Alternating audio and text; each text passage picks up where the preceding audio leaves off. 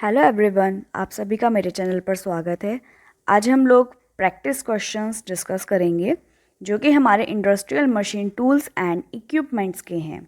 तो हम multiple choice questions को डिस्कस करेंगे। इसमें आपके 15 क्वेश्चंस हैं जिसको हम डिस्कस करेंगे और मैं आपको एग्जैक्ट आंसर भी बताऊंगी कि इनका एग्जैक्ट आंसर क्या है। तो आइए स्टार्ट करते हैं और आगे बढ़ते हैं। फर्स्ट क्वेश्चन है हमारा, which oil used for treadle sewing machine.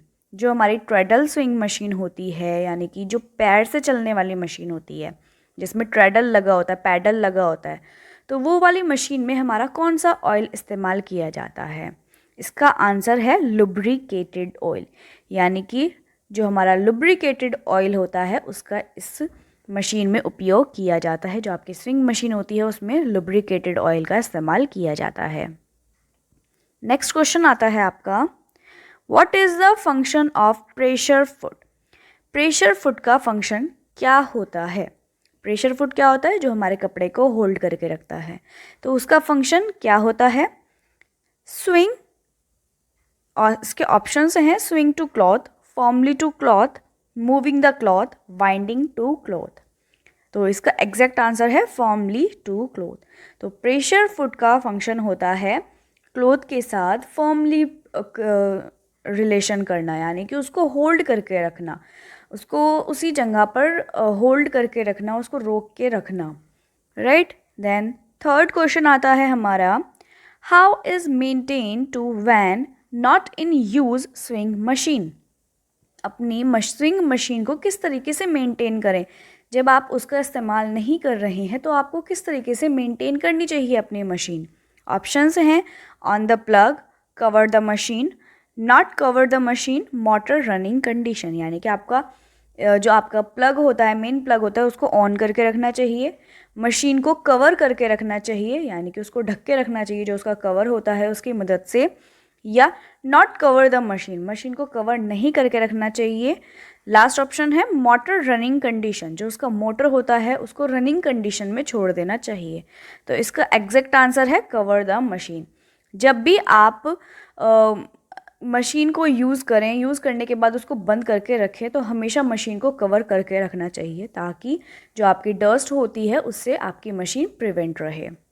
Then fourth question आता है, which parts is made to rotate its work the mechanism of the machine।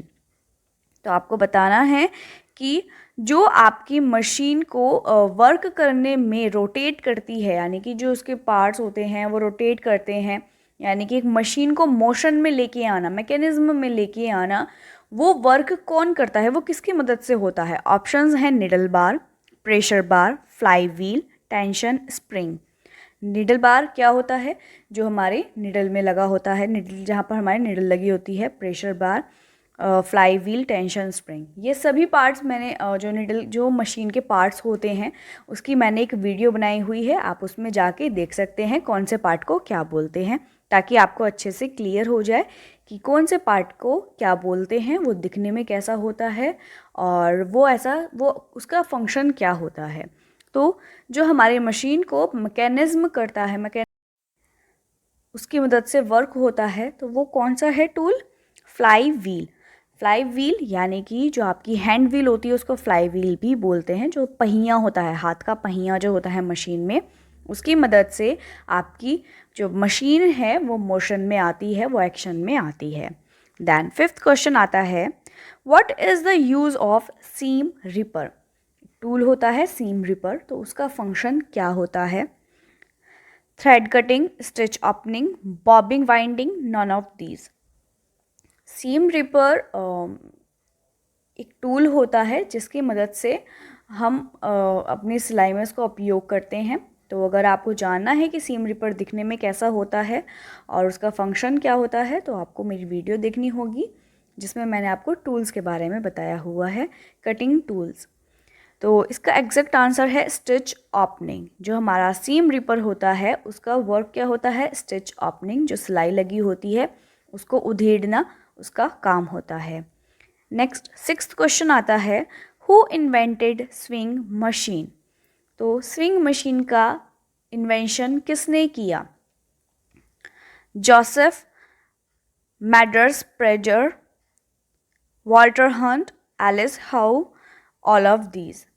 तो इसका एग्जैक्ट आंसर है ऑल ऑफ दीज। इन तीनों ही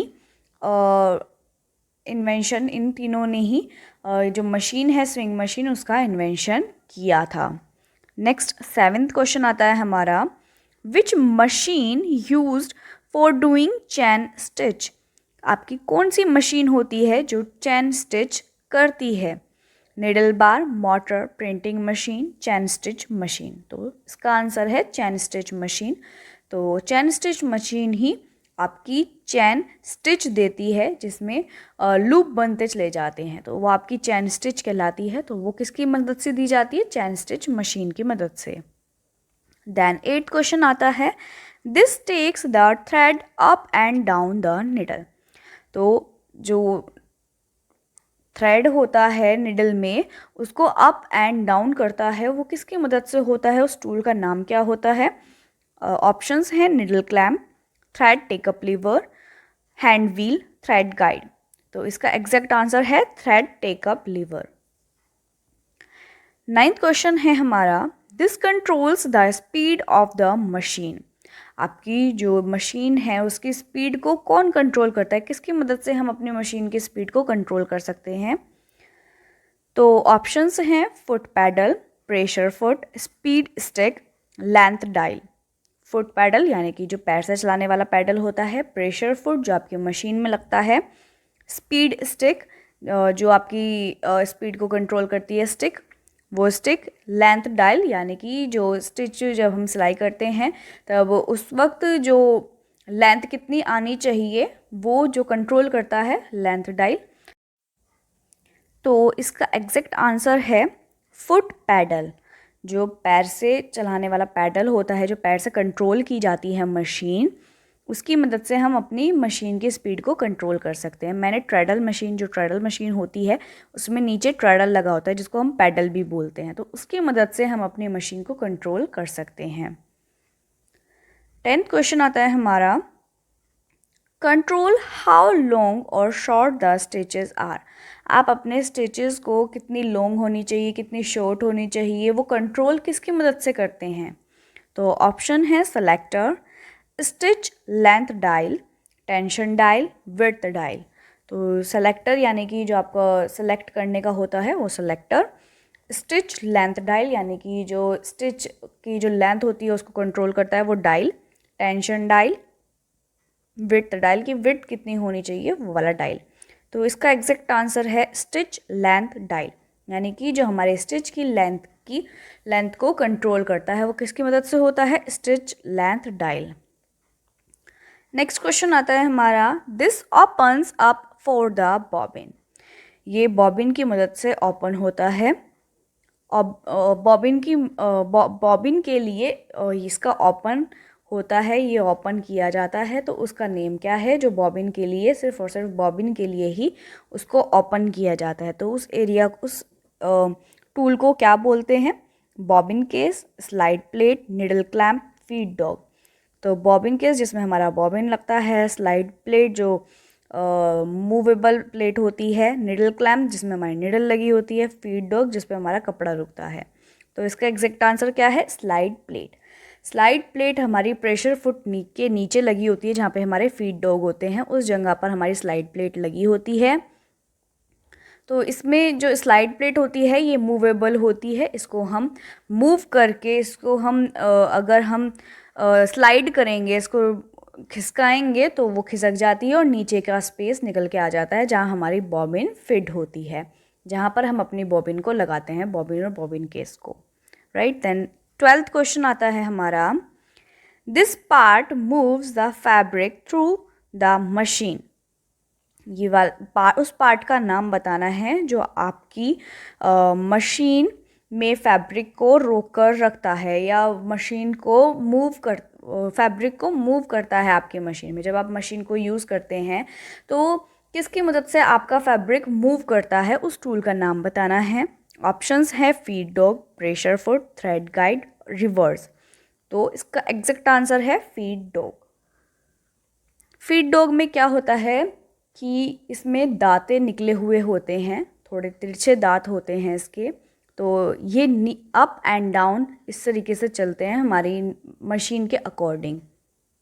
जिस तरीके से हम अपना फ्लाई व्हील मूव करते हैं उसी प्रकार हमारे जो फीड डॉग हैं वो मूव करते हैं। तो फीड डॉग हमारे फैब्रिक में फंस के और फैब्रिक को पीछे की ओर धकेलते हैं। तो जो फैब्रिक है हमारा फीड डॉग की मदद से मूव करता है। एंड 13th क्वेश्चन आता है हमारा, this part holds the fabric down against the feed dog. जो फीड डॉग के अगेंस्ट में फैब्रिक को होल्ड करके रखता है उस पार्ट को क्या बोलते हैं, उस टूल को क्या बोलते हैं?